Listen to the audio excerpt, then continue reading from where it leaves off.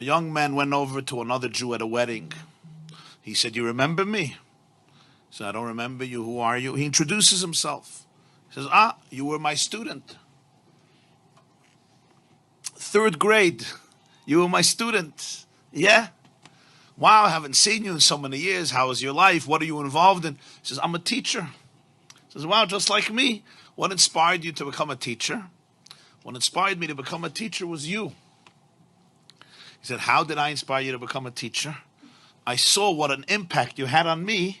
I realized what an impact I can have on children. I decided to go into education." He said, "What type of impact did I have on you?" So he said, "I'll remind you, but I'm sure you remember the story.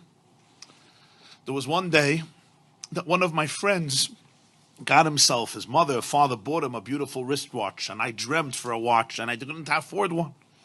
So I decided to steal his watch. He had it in his pocket.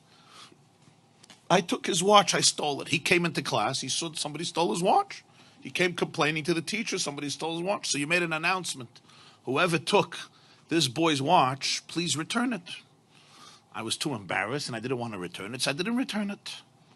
So you locked the door and you said, "I'm going to have to line everybody up and empty their pockets in order to get back the watch." And that's what you did. And I thought to myself, this is going to be the most shameful moment of my life. And then you said, "All boys line up at the wall, but I want everybody to have their eyes closed. Everybody's eyes must be closed." And you went from pocket to pocket, and everybody's eyes were closed. And then you came to my pocket, and you found the watch, and you took it out, and you went through everybody's pockets with everybody's eyes closed. And then you said, "Okay, everybody can open their eyes." You gave the watch back to its owner, and you never ever said a word to me throughout the entire year. You never mentioned the story. You never mentioned the episode. And when I thought to myself how you saved my dignity that day, instead of being stereotyped as a ganev, as a thief, as a shakran, as a liar, as a no-goodnik, as a despicable child, you really saved my soul. You saved my dignity. And you never mentioned a word, not only to anybody else, not only to the owner, but even to me. It happened, it's over. I understood the message. And when I looked at that, I saw it. I said, wow, this is what a teacher is. This is what a real educator is. This is what I want to do with my life. And therefore I went into education. The teacher is listening to him and he says, wow, that's amazing. That's really amazing.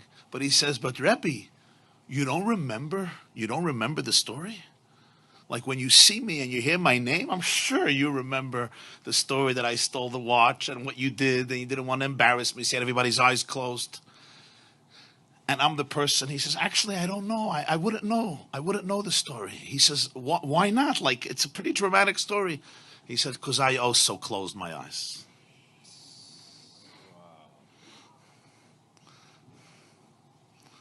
So I want to bless you and bless all of us that we should be able to be such leaders, such teachers, such parents, such educators, such mashpiyim, to be able to be there for people in this way.